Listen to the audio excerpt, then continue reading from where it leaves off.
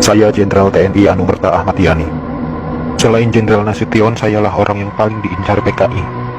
Karena saya tegas menolak dibentuknya Angkatan Kelima. Saat malam penculikan itu, saya dibangunkan oleh anak laki-laki saya dan memberitahu saya bahwa di luar rumah sudah ada banyak sekali tentara. Setelah saya bertemu dengan mereka, saya diminta untuk menghadap ke istana. Dan ketika saya berbalik badan untuk mengganti pakaian, alamak, mereka langsung menembaki tubuh saya dari arah belakang.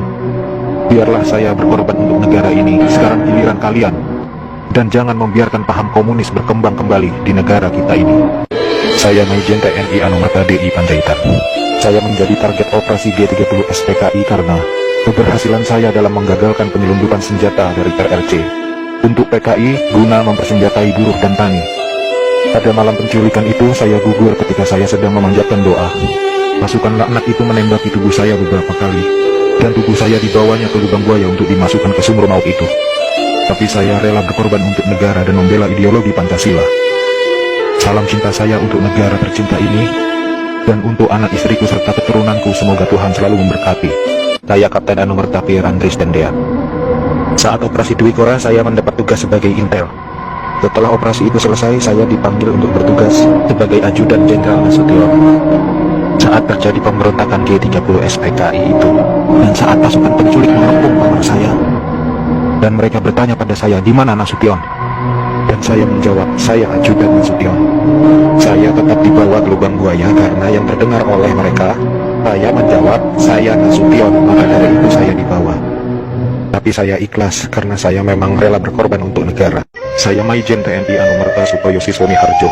Saya salah satu korban G30 SPKI dalam keadaan hidup saat saya dibawa ke daerah lubang buaya. Di sanalah saya mengalami penyiksaan hebat, dipukul, dipopor, dan setelah mereka menembaki bagian tubuh saya. Setelah itu mereka membuang jasad saya ke lubang sumur itu. Mereka itu memaksakan kehendak mereka dengan memfitnah kami dengan adanya Dewan Jenderal yang akan memberontak kepada pemerintah. Kami ini prajurit TNI, sudah disumpah untuk setia kepada negara, maka tak perlu diragukan lagi kesetiaan kami kepada pemerintah dan NKRI. Komunis-komunis itulah pemberontak yang sebenarnya. Saya Aibda Anumerta Karel Satsut Tubun. Saya satu-satunya pahlawan revolusi dari kepolisian. Pada malam penculikan itu, saya sedang berjaga di rumah Bapak Johannes Laimena. Pasukan penculik itu mengira bahwa rumah Bapak Johannes Laimena adalah rumah Bapak Jenderal Nasution.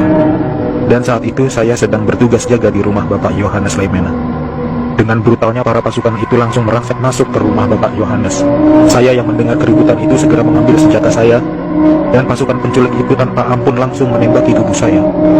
Harapan saya agar generasi penerus bangsa tetap memegang teguh ideologi Pancasila demi NKRI.